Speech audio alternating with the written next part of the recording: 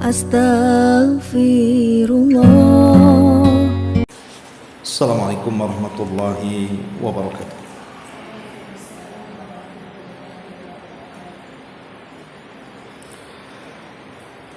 Alhamdulillah wassalatu wassalamu ala Rasulillah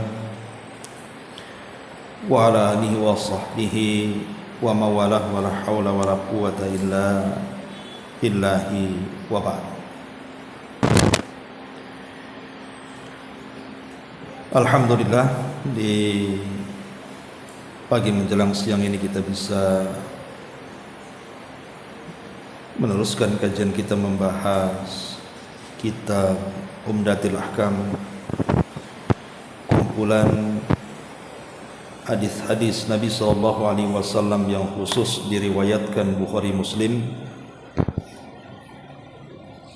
dari hadis-hadis yang membicarakan tentang fikih Islam. Dan kita masuk pada hadis yang ke-8. Kita baca hadisnya. An Humran Maula Utsman ibni Affan annahu ra'a Utsmana radhiyallahu anhu da'a biwudu'in fa afragha ala yadayhi min ina'ihi fa ghasalahuma thalatha marratin thumma adkhala yaminahu fil wudu' ثم تمضمض واستنشق واستنثر ثم غسل وجهه ثلاثا ويديه إلى المرفقين ثلاثا ثم مسح برأسه ثم غسل كلتا رجليه ثلاثا ثم قال رأيت النبي صلى الله عليه وسلم توضأ نحو وضوء هذا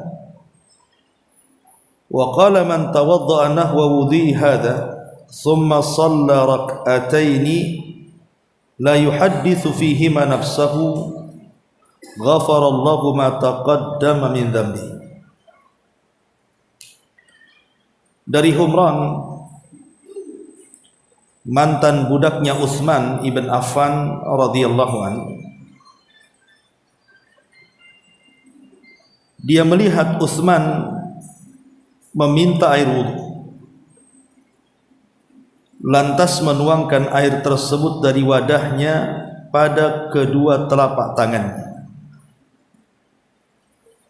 sekaligus membasuh kedua tangannya 3 kali.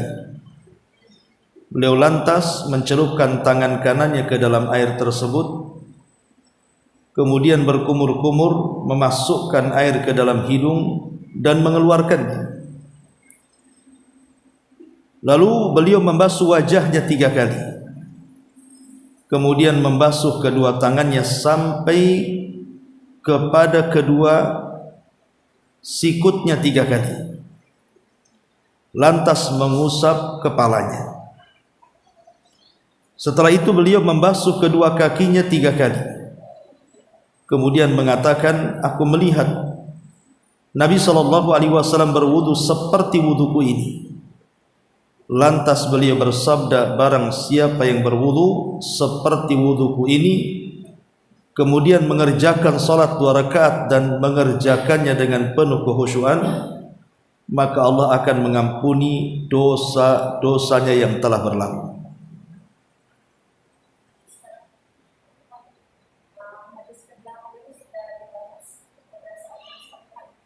Tidak apa-apa, diulang lagi. Kemudian hadis yang ke-9, An Amr ibn Yahya al-Mazini an abihi qala Syahidtu Amr ibn Abil Hasan sa'ala Abdullah ibn Zaidin an wudu'i Rasulillah sallallahu alaihi wasallam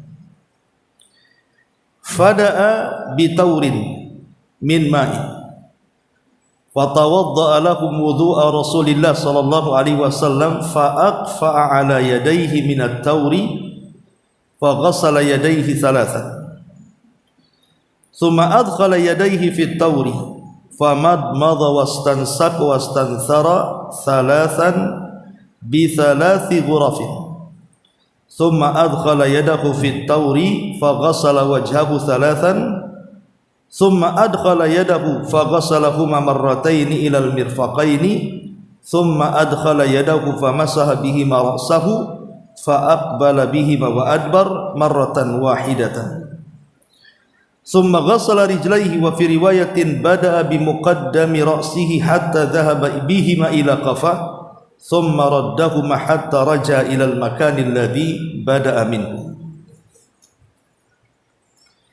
Wa fi riwayatin atana Rasulullah sallallahu alaihi wasallam fa akhrajna lahu ma'an fit tawri min sufrin. Dari Amr ibn Yahya al-Mazini, beliau berkata dari bapaknya bahwa dia mengatakan, aku menyaksikan Amr ibn Abi al-Hasan bertanya kepada Abdullah ibn Zaid tentang tata cara wudu Nabi sallallahu alaihi wasallam. Abdullah pun lantas meminta sebaskom air dan memberikan contoh wudu kepada orang-orang sesuai dengan tata cara wudu Nabi. Beliau menuangkan air dari baskom tersebut pada kedua telapak tangannya, lalu membasuhnya 3 kali. Lantas mencelupkan kedua tangannya ke dalam baskom tersebut, lalu ia berkumur-kumur memasukkan air ke hidung dan mengeluarkannya 3 kali menggunakan 3 cidukan tangan. Beliau lantas mencelupkan tangannya ke dalam baskom tersebut dan membasuh wajahnya 3 kali. Lalu beliau mencelupkan tangannya ke dalam baskom lagi dan membasuh tangannya sampai ke sikunya sebanyak 2 kali. Kemudian mencelupkan tangannya dan menggunakan untuk mengusap kepala sekali dari baskom ke depan dan kembali dari depan ke belakang. Lalu beliau membasuh kedua kakinya. Dalam riwayat, beliau mengusapkan kedua tangannya dari bagian depan sampai tengkuk dan mengembalikan lagi pada posisi awal di mana beliau mulai mengusapkan kedua tangannya.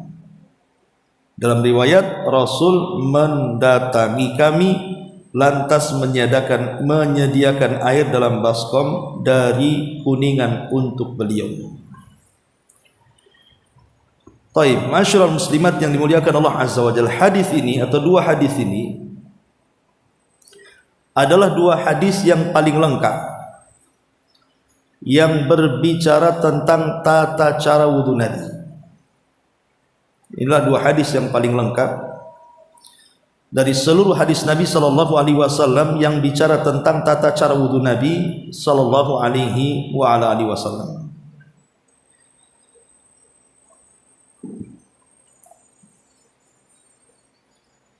Pertama hadis Humran Maula Utsman. Jadi Humran ini adalah budak yang dibeli Utsman ibn Affan radhiyallahu an. Setelah dibeli, maka Utsman pun kemudian memerdekakan Humran ini. Karena Utsman itu terkenal suka memerdekakan budak. Karena dia Allah berikan banyak kekayaan. Utsman bin Affan ini dengan kekayaannya salah satu amalannya adalah memperbanyak, memerdekakan sebanyak-banyaknya budak. Lah salah satunya yang dimerdekakan Utsman adalah Humran Maula Utsman ibn Affan radhiyallahu anhu. Adapun Utsman ibn Affan radhiyallahu anhu sendiri adalah sahabat Nabi sallallahu alaihi wasallam, sekaligus dia adalah menantu Nabi sallallahu alaihi wasallam. Dan Utsman ibn Affan radhiyallahu an masuk Islam di tangan siapa? Abu Bakar Siddiq radhiyallahu an. Dan dia termasuk as-sabiqunal awwal, orang yang mula-mula masuk Islam. Jadi Utsman ibn Affan adalah orang yang paling kaya di zaman itu, tetapi juga dermawan. Sedikit orang kaya dermawan, tapi kalau orang kaya bakhil banyak. Kalau orang kaya dermawan itu sedikit sekali. sehingga karena kedermawanannya Utsman itu sangat disukai oleh orang-orang Quraisy, baik di masa sebelum Islam atau di masa setelah Islam.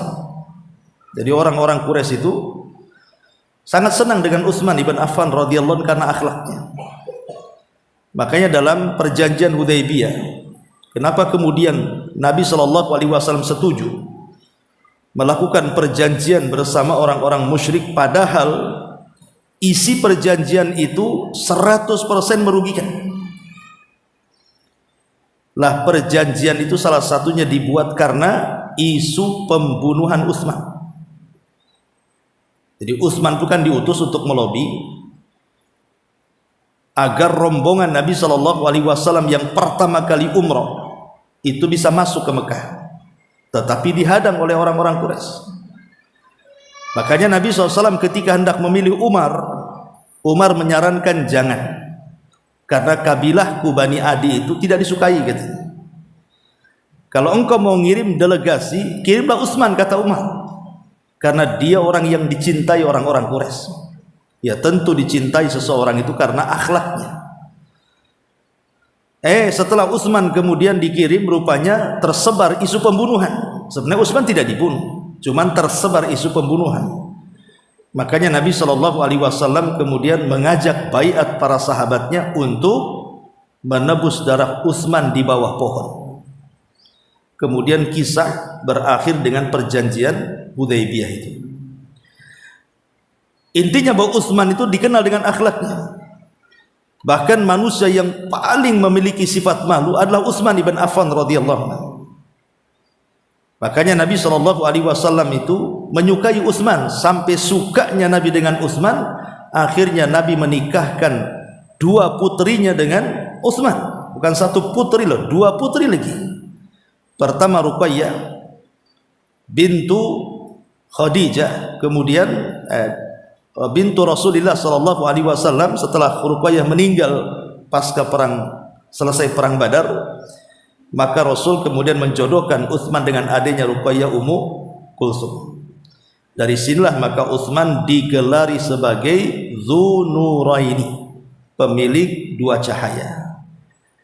Karena sejak zaman Adam sampai hari ini tidak ada manusia yang menikah dengan 2 putri Nabi kecuali Utsman. Makanya Ali radhiyallahu anhu ketika menjadi khalifah di Kufah ditanya soal Utsman, maka Ali radhiyallahu anhu mengatakan, dzakar rajul yud'a fi mala'il a'la bi Dzunuraini. Itulah laki-laki yang dipanggil dari atas langit dengan sebutan pemilik 2 cahaya, karena menikahi 2 putri Nabi sallallahu alaihi wasallam. Lah Utsman sendiri adalah khalifah yang ketiga setelah Abu Bakar kemudian Umar, dan dialah khalifah terlama yang berkuasa di hadapan kaum muslimin. Dan di zamannya inilah adalah zaman yang sangat makmur, yang tidak pernah seorang khalifah pun memimpin sebuah negara semakmur Utsman bin Affan radhiyallahu anhu. Bahkan di zaman ini pun terjadi pembukuan Al-Quran. Al-Quran itu dicetak pertama kali di zaman Utsman. Kemudian dikenal mushafnya sebagai Mushaf Utsmani. Yang ibu pegang Quran itu, itulah cetakannya di zaman Utsman. Karena di zaman Abu Bakar Siddiq radhiyallahu an, ketika terjadi banyak peperangan, banyak para pakar Quran itu meninggal dunia. Sehingga Umar takut kalau seandainya pakar-pakar Quran meninggal dunia, nanti hilang para penghafal Quran. Makanya Umar datang kepada Abu Bakar meminta untuk dikumpulkan lembaran-lembaran catatan Quran itu. Abu Bakar awalnya tak mau, karena hal ini tidak pernah dilakukan Nabi masalahnya. Tetapi lama-lama dibukakan hatinya, akhirnya dikumpulkanlah semua yang punya catatan wahyu, tolong kumpulkan. Akhirnya dikumpulkan, tapi belum disusun, hanya dikumpulkan gitu saja. Kemudian Abu Bakar meninggal dunia di zaman Umar, akhirnya kemudian disimpanlah catatan yang sudah dikumpulkan itu. Kemudian Umar meninggal dunia, kemudian catatan itu disimpan oleh Hafsah. lah di saat Utsman bin Affan berkuasa itu terjadi perdebatan soal Quran.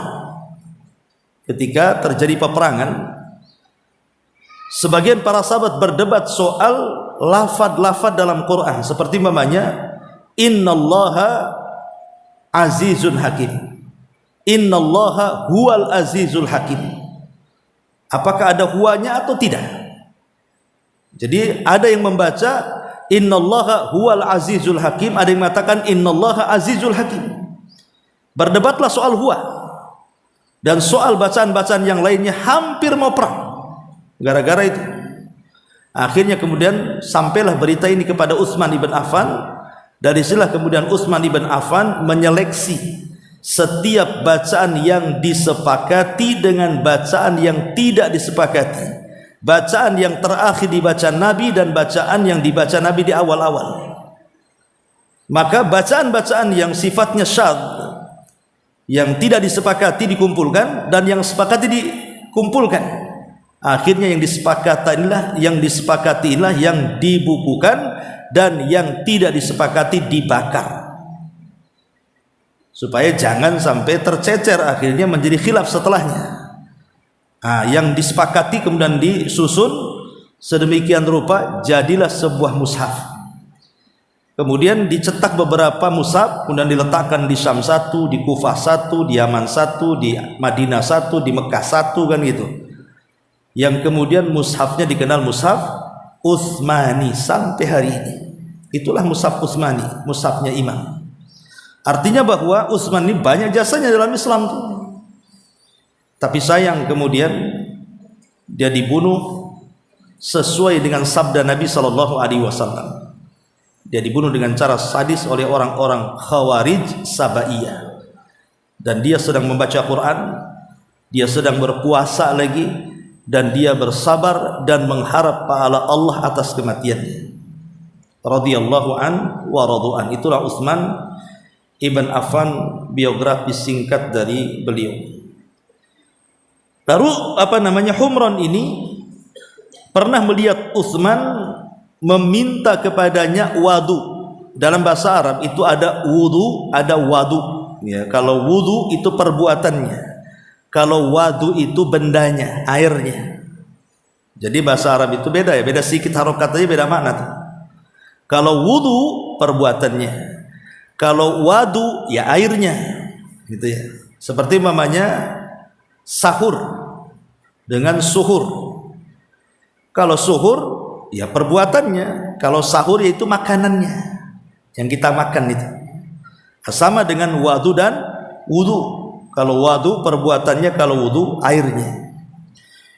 Nah di sini Utsman ibn Affan radhiyallahu anhu mencontohkan, dan ini bentuk daripada semangatnya para sahabat untuk berlomba-lomba menyampaikan ilmu. Dan harusnya juga kita demikian. Jadi ibu kalau habis ngaji kemudian dapat faedah ilmu dari para asatidz, sampaikan juga di luar. Sampaikan kepada keluarga, sampaikan kepada tetangga, sampaikan kepada kerabat dekat, teman-teman, dan siapapun yang berhajat kepada dakwah dan ilmu. Karena di sini Humran Maula Utsman ibn Affan ini menceritakan tentang wudunya Rasul lewat Utsman ibn Affan. Dan di sini juga menunjukkan keikhlasan Utsman ibn Affan mau menyampaikan apa yang dilihat dia saat wudunya Nabi SAW. Jadi yang sifatnya praktek ini kan mudah diingat. Jadi ibu kalau mau berdakwah mengenai tentang sholat, tentang wudu yang sifatnya ada prakteknya gitu ya, maka dengan praktek itu biasanya orang mudah sekali untuk mencerna, menghafal, dan mengamalkannya. Nah, makanya di sini dipraktekkan, begini loh cara wudu Nabi. Kata Humran Maula Utsman saat dia melihat Utsman meminta air kemudian melakukan wudu yang wudunya persis seperti wudu Nabi SAW. Masyaallah muslimat yang dimuliakan Allah Subhanahu wa taala. Adapun kita ambil faedah dari hadis ini. Yang pertama, hadis ini disyariatkan mencuci kedua tangan 3 kali. Hadis ini mensyariatkan kepada kita sebelum wudu mencuci tangan 3 kali. Dan kalau dia melakukan setelah tidur malam, maka mencuci tangan sebelum berwudu itu hukumnya wajib menurut Hanabilah, menurut madhab Ahmad. Jadi ibu tidur malam nih, kemudian bangun subuh. Nah, sebelum berwudu bu, ibu cuci tangan dulu 3 kali. Itu hukumnya wajib dalam madhab Hambali. Tetapi kalau selain daripada bangun tidur, maka sunnah saja hukumnya. Nah, di sini disunahkan sebelum berwudu mencuci kedua tangan 3 kali sebelum memasukkan kedua tangan ke dalam air wudu untuk berwudu. Jadi begini maksudnya bu, umpamanya ini ada baskom nih, ya.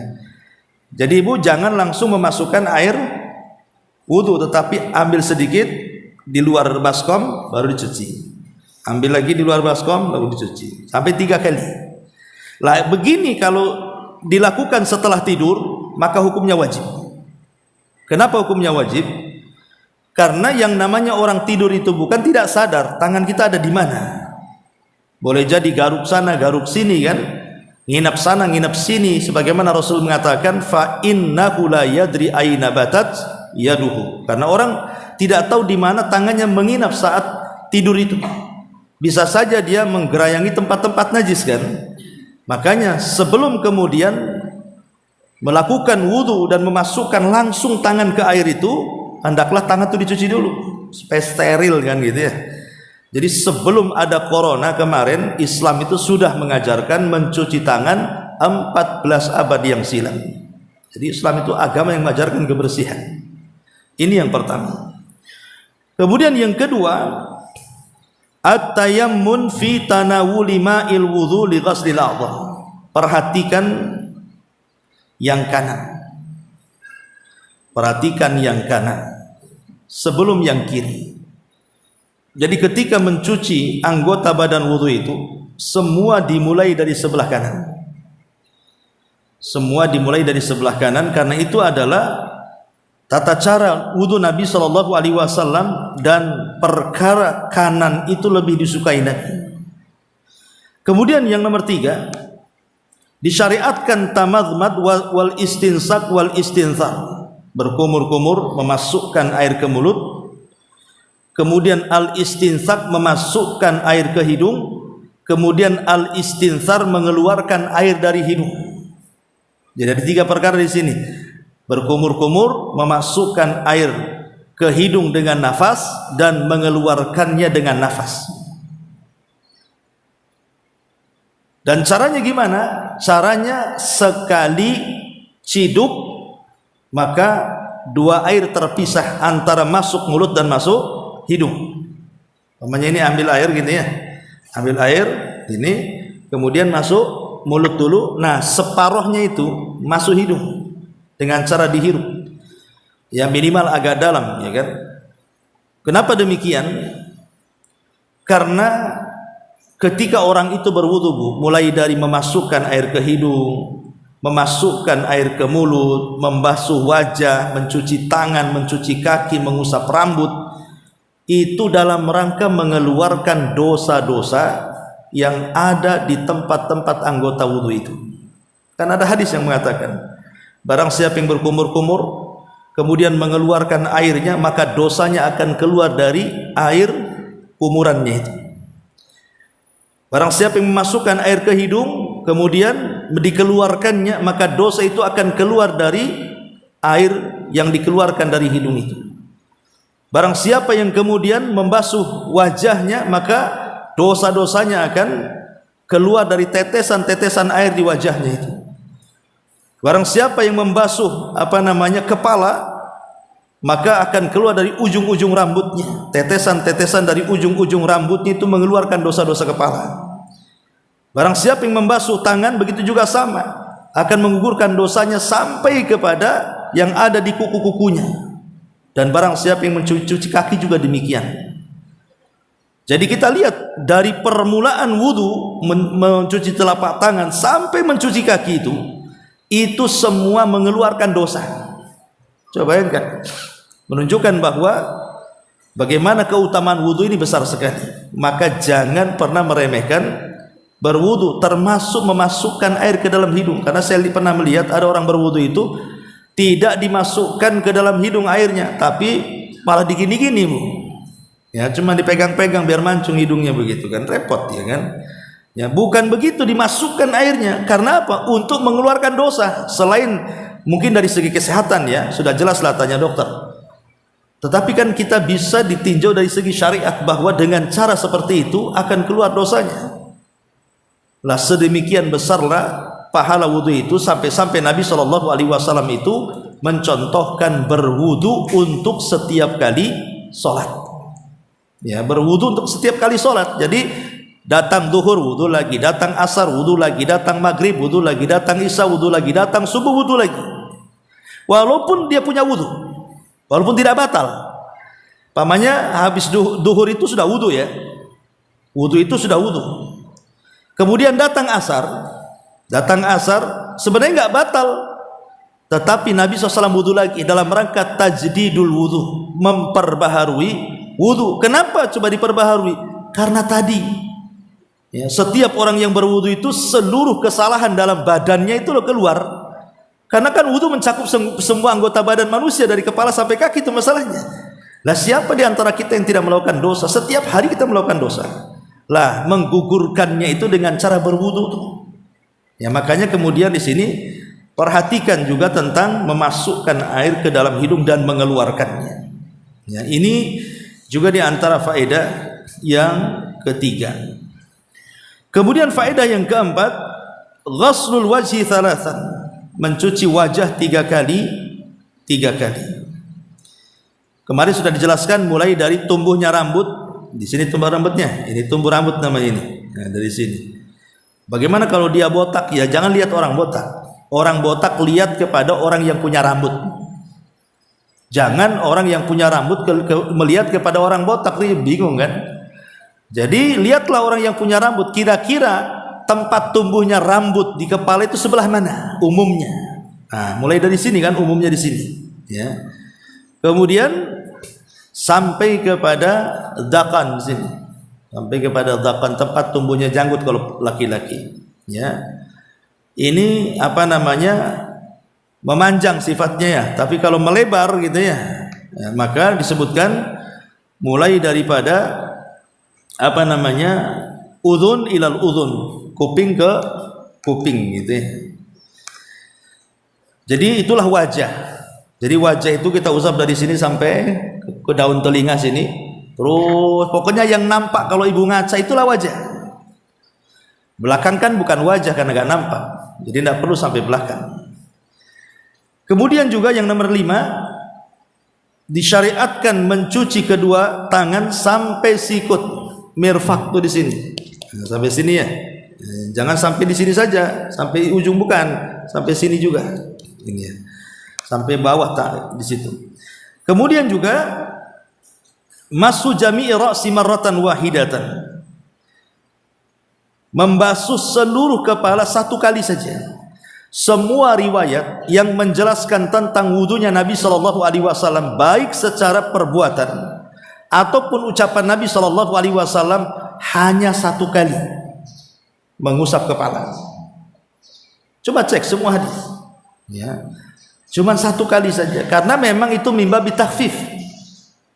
Jadi mengusap kepala itu hanya perkara yang apa namanya, takhfif, keringanan. Sebab kalau kepala kemudian disuruh mencuci seperti tangan dan kaki, agak kerepotan kan, namanya ada rambutnya. Makanya syariat kemudian meringankan kepala tanpa dicuci, cukup diusap saja. Artinya lebih ringan dibandingkan mencuci tangan dan mencuci kaki atau wajah, sehingga tidak diperlukan usapan lebih daripada 1. Ya, cukup 1 saja. Itu pun kemudian sisa airnya yang ada di tangan untuk mencuci, untuk mengusap kedua telinganya. Ya. Kemudian juga di sini di antara faedahnya, ghaslu ar-rijlaini ma'al ka'baini thalathan, mencuci kedua kaki sampai mata kaki.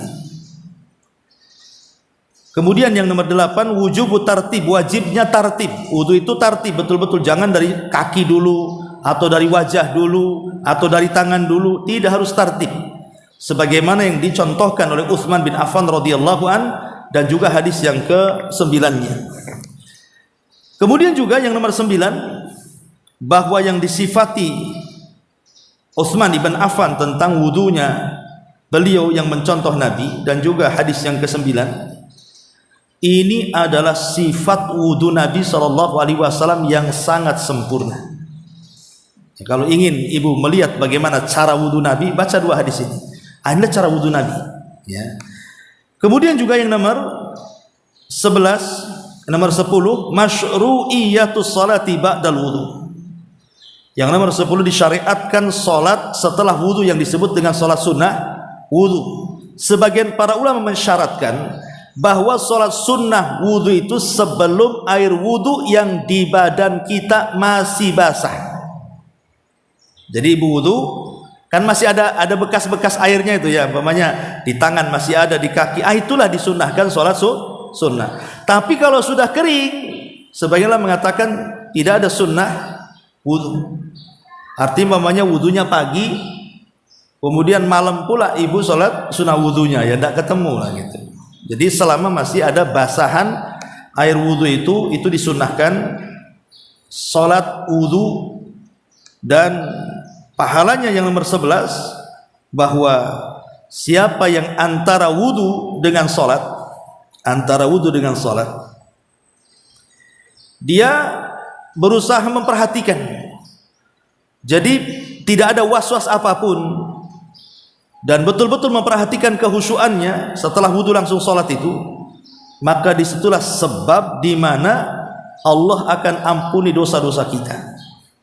Jadi antara wudu dengan sholat 2 rakaat, di tengah-tengahnya itu betul-betul penuh dengan kehusyuan, tidak ada pikiran ini itu, maka kata Nabi SAW, ghafarallahu ma taqaddama min dzambihi, maka itu sebab di mana Allah Subhanahu wa taala akan mengampuni dosa-dosanya yang telah berlalu. Kemudian yang nomor 12, bahwa hadis ini juga sebab tamamis salati wa kamaliha, sebab sempurnanya salat dan juga sahnya salat. Wudu itu menentukan sahnya salat, Bu. Kalau tidak berwudu ya tidak sah salatnya. Dan kalau berwudu sah, bukan hanya sah, tetapi salatnya juga akan sempurna. Kenapa? Karena dimulai dengan apa? Dengan ibadah. Wudu kan ibadah. Jadi ketika wudu saja dosa-dosa kita sudah diampuni, itu sudah rontok dengan air-air wudu kan. Ketika masuk waktu salat, maka lebih khusyuk lagi, lebih rontok lagi itu dosa-dosa itu. Makanya kemudian kalau betul-betul orang itu sempurna wudunya, masuk ke dalam sholat, maka dia akan merasakan khusyuknya sholat. Karena dosa yang mempengaruhi orang itu tidak khusyuk sholat itu kan dosa sebenarnya. Dosa itu membawa ketidakkhusyuan orang ibadah. Dosa itulah yang membawa orang tidak tenang hidup. Nah kalau dosanya roboh, rontok, hilang, gugur gitu ya, maka timbullah ketenangan. Makanya kalau wudunya benar, maka dia akan merasakan lezatnya sholat. Kemudian juga yang nomor 12, fadilatul wudu kamil wa annahu sababun li ghufrani dzunub, bahwa kalau ibu melakukan wudu secara sempurna, maka ini sebab di antara sebab-sebab diampuni dosa-dosa. Dan yang terakhir, anna thawabal mau'ud bihi yatarattab ala majmu'il amrayni wa huma al-wudu ala nahwi al-madhkur wa salatu rak'ataini ba'dahu ala sifatil madhkur. Bahwa pahala yang dijanjikan yang sangat besar itu kalau terkumpul 2 perkara. Pertama wudu, dan yang kedua salat 2 rakaat, salat sunnah wudu. Ini diantara faedah hadis ini, hadis Utsman ibn Affan radhiyallahu anhu. Masyaallah muslimat yang dimuliakan Allah Subhanahu wa taala. Dan perlu ibu ketahui di sini dalam 2 riwayat ini Nabi SAW memerintahkan kita untuk mengulang 3 kali. Maka kalimat 3 kali ini adalah kalimat maksimal dalam pembasuhan. Kalimat maksimal ya, artinya tidak boleh lebih dari 3. Jadi paling banyak 3 tuh. Kalau mencuci tangan ya paling banyak 3, jangan ditambah 4. Biar bersih Ustaz, kalau 4 apalagi 5 kan makin bersih, kan tujuan wudu bersih. Tidak. Niat baik itu belum tentu benar gitu ya. Niat baik itu belum tentu benar. Tetapi kalau sudah benar, pasti niatnya baik. Dan benarnya sebuah amalan itu ditentukan dengan al-ittiba, mencontoh Nabi. Jadi harus mencontoh Nabi. Nabi mengajarkan 3 kali 3 kali. Ngapain ditambah 4 kali? Karena ada hadis yang mengancam, faman zada faqad asaa wa zalama. Siapa yang menambah dari 3 basuhan itu, maka telah salah wudunya dan telah berlaku zalim. Berarti tidak boleh menambah dari 3. Tapi kalau mengurang boleh.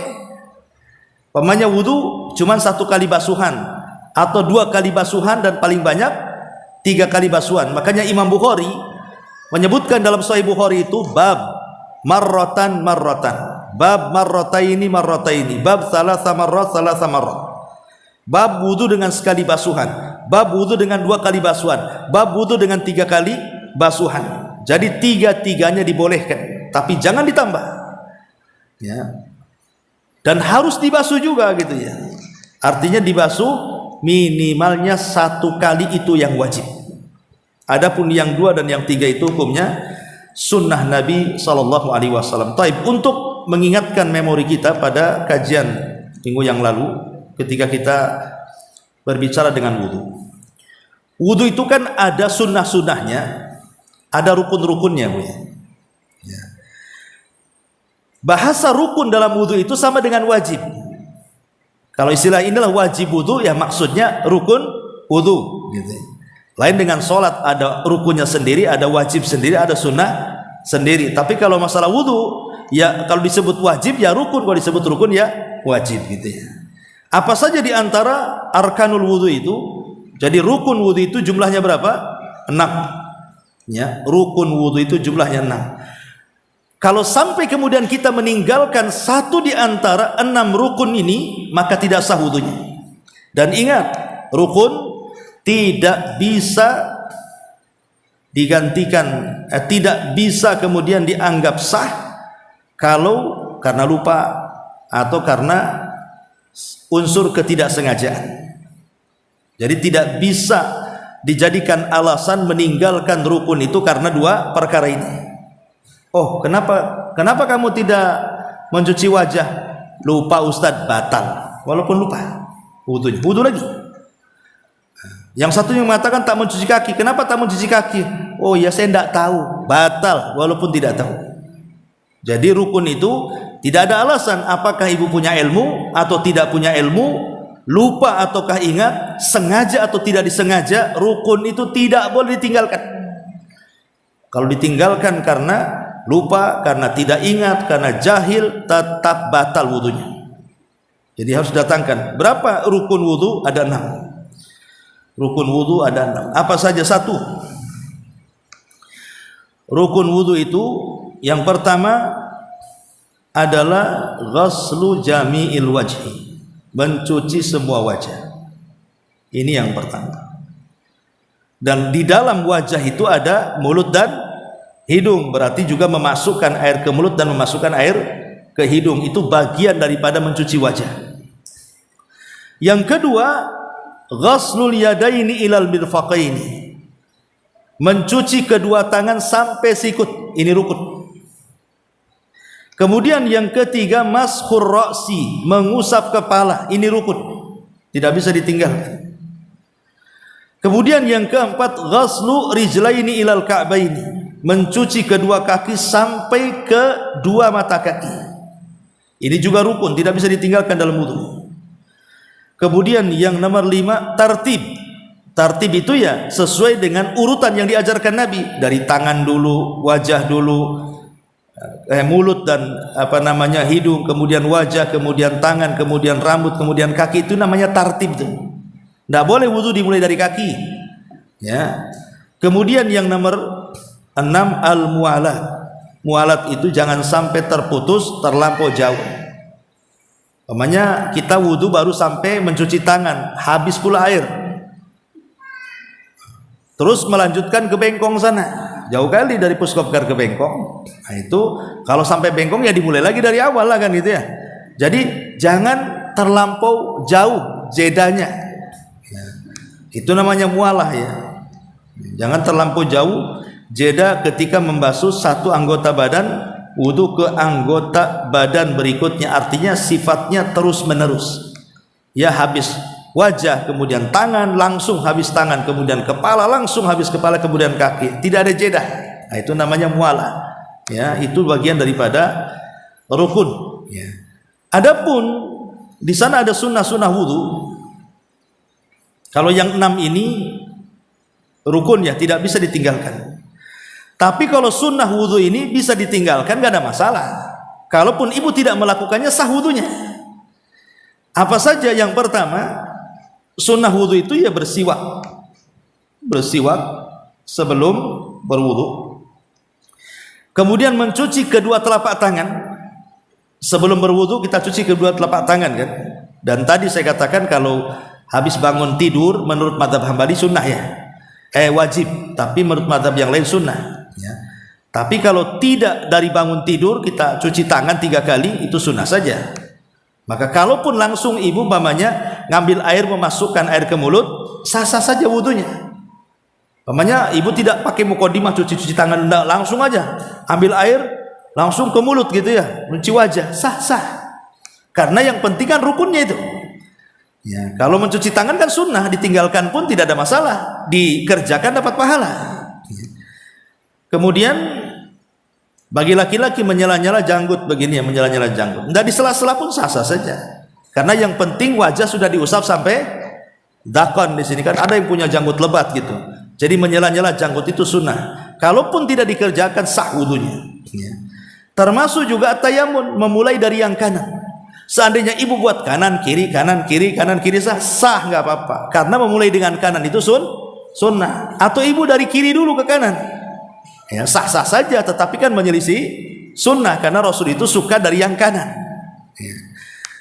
Karena ada juga seorang ustazah di televisi itu yang betul itu wudu katanya kanan kiri kanan kiri kanan kiri katanya kan. Nah, ini enggak membahas hadis Nabi tentang masalah kanan Nabi sallallahu alaihi wasallam yujibuhu at-tayammum. Rasul itu suka yang kanan-kanan dulu. Ya maksudnya kalau membasuh tangan ya kanan aja 3 kali dulu, baru kiri 3 kali, itu yang benar gitu ya. Ini mah enggak ngasih fatwa di televisi itu yang benar wudu Nabi itu kanan kiri kanan kiri. Ini enak sekali dia berfatwa ya kan. Nah, jadi enggak begitu caranya. Kanan dulu selesaikan, baru kiri diselesaikan ya. Kemudian juga tambahan dari 1 basuhan menjadi 2 basuhan atau menjadi 3 basuhan itu sunnah. Artinya kalau ibu berwudu 1 kali basuhan saja sudah dianggap sah wudunya.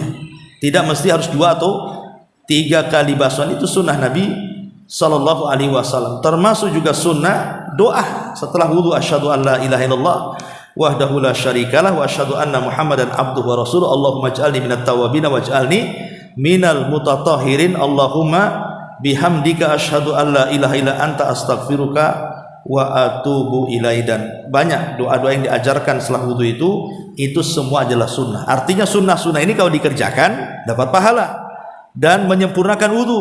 Tapi kalau tidak dikerjakan, yang penting datangkan rukunnya, itu sudah dianggap sah. Ya, itu saja faedah daripada hadis yang kita baca dari hadis ke-8 dan juga ke-9. Taib sampai di sini. Kalau ada yang mau bertanya silakan.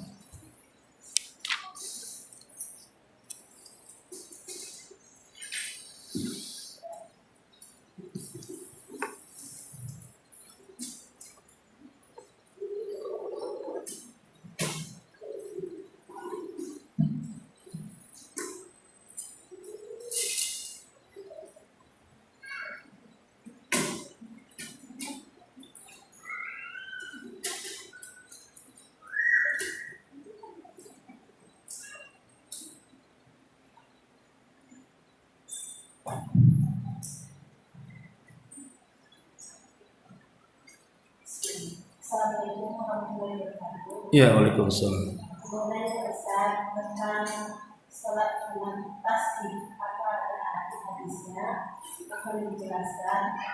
Terus yang kedua, mana yang kita lakukan sholat tersebut atau sholat sesuatunya itu masjid. Iya. Karena waktunya bersepakat. Oke. Terima kasih. Assalamualaikum warahmatullahi wabarakatuh. Iya, alhamdulillah, salatu wassalamu ala Rasulillah, amma ba'd. Tentang hukum sholat tasbih, Bu. Memang terjadi silang pendapat tentang hukum sholat tasbih itu, apakah disunnahkan ataukah tidak disunnahkan. Jumhurul ulama, mayoritas para ulama mengatakan bahwa hukum salat tasbih itu sunnah. Mayoritas ya, hukum salat tasbih itu sunnah. Tapi dalam madhab Hambali, pengikut Imam Ahmad atau Hambali, dikatakan tidak disunnahkan. Jadi ini terbagi dua kelompok nih. Mayoritas ulama mengatakan sunnah, tapi Imam Ahmad mengatakan tidak ada sunnahnya. Kenapa kemudian sampai khilaf ulama tentang hukum salat tasbih ini? Ini kembali ke masalah hadis. Hadis tentang masalah salat tasbih. Bagi yang mensahihkan seperti Syekh Albani itu menghasankan salat tasbih, hadis-hadis tentang salat tasbih, bagi beliau sunnah hukumnya salat tasbih itu. Tapi bagi yang melemahkan hadis itu, maka hadis salat tasbih itu tidak ada. Artinya tidak dicontohkan karena hadisnya lemah. Jadi soal disyariatkan atau tidak itu dikembalikan kepada ulama, ada yang mensahihkan atau ada yang melemahkan. Bagi yang melemahkan tidak ada, bagi yang mensahihkan ada. Itu sebenarnya begitu perselisihan tentang masalah salat tasbih. Adapun tentang masalah kaifiyahnya, kaifiyah salat tasbih ini, jadi ada yang mengatakan bahwa salat tasbih adalah 4 rakaat. Jadi salat tasbih itu dilakukan 4 rakaat, di mana setiap rakaat membaca Fatihah dan juga surat. Jadi setiap rakaatnya, kalau salat zuhur, asar, isya itu kan membaca surat di 2 rakaat pertama saja. Rakaat ketiga dan keempatnya kan Fatihah saja. Kalau salat tasbih tidak. Dia setiap rakaat Fatihah, surat. Fatihah, surat. Nanti setelah kemudian selesai membaca surat, maka ada doanya di situ. Ya, ada doa subhanallah walhamdulillah wala ilaha illallah Allahu akbar sebanyak 15 kali. Setelah membaca surat itu, ibu baca subhanallah walhamdulillah wala ilaha illallah Allahu akbar. Subhanallah walhamdulillah wala ilaha illallah Allahu akbar. Berapa kali? 15 kali. 15 kali. Ya. Kemudian ruku biasa, kemudian ruku, kemudian dia baca tasbih lagi seperti yang tadi ketika ruku itu baca itu lagi sebanyak 10 kali. Ada yang mengatakan seperti itu, subhanallah walhamdulillah wala ilaha illallah Allahu akbar. Kemudian bangkit dari ruku ataupun i'tidal, baca itu lagi ya sebanyak 10 kali ketika i'tidal itu. Kemudian ketika sujud juga sama baca itu. Jadi bacaannya itu lebih kepada subhanallah walhamdulillah wala ilaha illallah Allahu akbar. Itu bagi yang menyunahkan begitu terus sampai selesai. Ya, jadi bacaannya itu yang paling banyak dilakukan. Ya, cuman tadi kalau saya pribadi saya cenderung hadisnya lemah. Kalau saya pribadi ya. Nah, tapi kalau bagi yang mengatakan hadis itu sahih dan ingin melaksanakan sholat tasbih, ya silahkan saja, tidak ada masalah, karena jumhur ulama juga ada yang berpendapat mustahab sunnah. Wallahu a'lam. Nah, yang satunya dari apa? Oh ya, mendahulukan tahiyatul masjid dengan sholat wudu. Ya tentu sholat sunnah wudu dulu. Kalau ibu ada waktu, maksudnya tidak tergesa-gesa, maka ibu boleh melaksanakan wudu dulu baru tahiyatul masjid. Karena kan kalau wudu ini nanti takut kering. wudunya yang ada di anggota badan kita itu. Jadi wudu dulu, habis wudu baru tahiyatul masjid. Tapi kalau waktunya tidak ada, cuman hanya bisa melaksanakan 2 rakaat saja, milih mana? Maka milih salah satunya, kemudian diniatkan 2 sholat. Jadi niat yang digandakan, ibadahnya 1. Jadi ibu tahiyatul masjid plus juga dengan sholat sunnah, wudu niatnya, tapi dilakukan dengan 2 rakaat. Maka itu namanya 1 gayung 2 pulau terlewati namanya. 1 niat 2 sholat ibu dapat. Ya. Wallahu a'lam. Waalaikumsalam. Ustaz, tadi Ustaz bilang air wudhu belum kering kita bisa sholat wudhu. Umpamanya dilap gitu gimana? Ya dilap kan tetap tidak kering, Bu. Oh, Nggak kering. Paling kering itu setelah beberapa menit setelahnya kan itu. Walaupun dilap itu kan masih ada bekas basahnya, biasanya nggak langsung kering. Makanya ada sebagian ulama mengatakan makruh hukum mengelap itu. Setelah itu biarkan aja lah tapi ada yang mengatakan boleh, tidak ada masalah. Ya boleh mengelap itu. Tapi ada yang mengatakan makruh. Alasannya apa? Karena kesalahan kita itu keluar dari air itu masalahnya. Nah, biarkan dia menetes mengeluarkan kesalahan kita ini. Wallahu a'lam. Iya. Tadi kan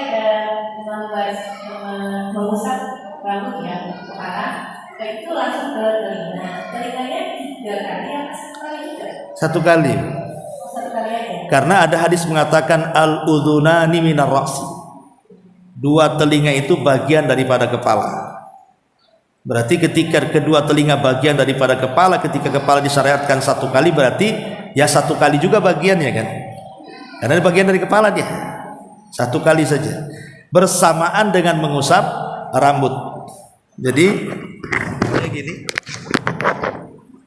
Ini rambut langsung begini. Nanti balik lagi ke depan, baru kemudian telinga. Jadi nggak mengambil air baru lagi. Boleh putus dari kepala ke telinga? Gimana? Di kali ini ya. Nggak apa-apa. Nggak apa-apa. Putus sudah masalah. Yang wajib itu ke belakang. Dari depan ke belakang itu yang penting. Adapun dari belakang ke depan ini sebagian mengatakan sunnah. Jadi yang penting itu adalah ketika ibu menjalankan dari depan ke belakang. Adapun mengembalikannya ini sunnah hukumnya. Itu maksudnya. Yang penting ke belakangnya itu. Nanti baru kemudian ke daun telinganya dengan jempol di belakang telinga, ini ya. Kemudian telunjuk masukkan ke lubang. Nah, kemudian diputar, masuk lubang, jempolnya masuk sini, putar. Jadi bersih luar dalam itu namanya. Kalau gini, yang bersih ini aja, Bu. Ya. Wallahu a'lam.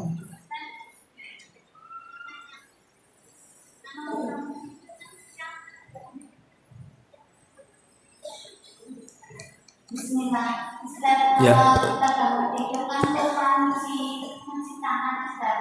Jadi langsung kulitnya sampai air terang. Nah, itu gimana Ustaz? Masalahnya Ustaz tadi resik Ustaz. Itu sah nggak ya Ustaz?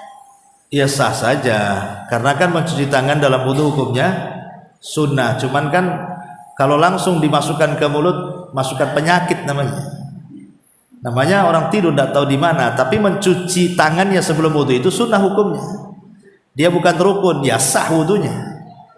Nah, cuman tadi meninggalkan kalau habis bangun menurut sebagian pendapat ulama di antaranya Hambali mengatakan wajib itu hukumnya. Maksudnya wajib karena dikhawatirkan membawa penyakit gitu saja. Tapi apakah sah wudunya? Sah wudunya. Tidak ada masalah.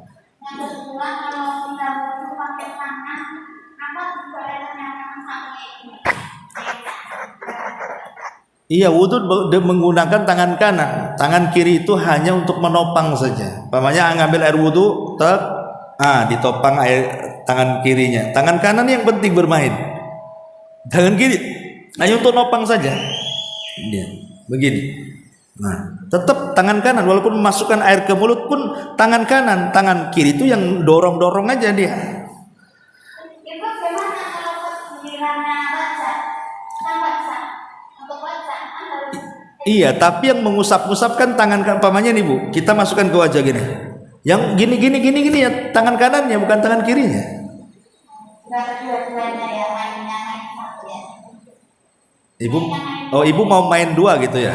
Kiri kanan satu aja lah Bu tangan kanan. Ini masih jadi gini. Kan kalau kena semua katanya harus dua kan? Tidak, yang bermain itu tangan kanan saja Bu. Tangan kiri itu hanya bantu. Iya, Allah. Iya. Apakah ada larangan sholat tahiyatul masjid ketika azan berkumandang? Ketika azan berkumandang, sebaiknya tidak dilaksanakan tahiyatul masjid. Jadi dengarkan azan dulu. Ibu masuk masjid, mamanya pas ngaji di sini, masuk waktu maghrib atau waktu isya, jangan sholat tahiyatul masjid dulu. Tapi dengarkan azan dulu, supaya ibu dapat dua keutamaan. Keutamaan menjawab azan dan keutamaan tahiyatul masjid.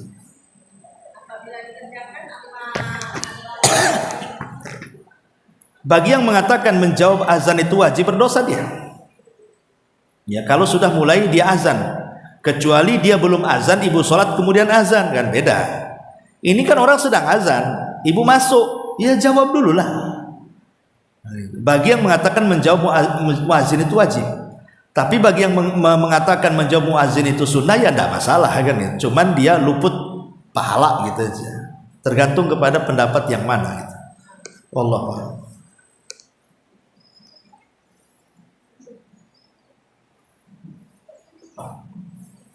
Ustaz tadi kan Ustaz mengatakan mengangkat adas kecil atau besar itu bisa dengan mencelupkan tangan ke ember gitu Ustaz ya. Nah kalau untuk mengangkat adas besar itu tangan mencelup ke ember itu air itu masih bisa dipakai untuk mengangkat adas besar atau tidak Ustaz? Iya, air itu tidak membuat najis Bu. Jadi ibu bicara soal air mustakmal sebenarnya. Apakah air mustakmal itu bisa digunakan atau tidak? Pendapat yang kuat bisa.